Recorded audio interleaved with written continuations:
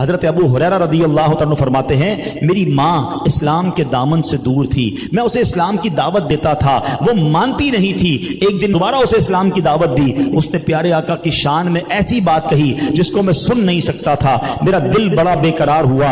آقا کی بارگاہ میں آیا، عرض کی یا رسول اللہ آج میری ماں کی ہدایت کے لیے دعا کر دیں، میری ماں جو ہے وہ مسلمان ہو جائے۔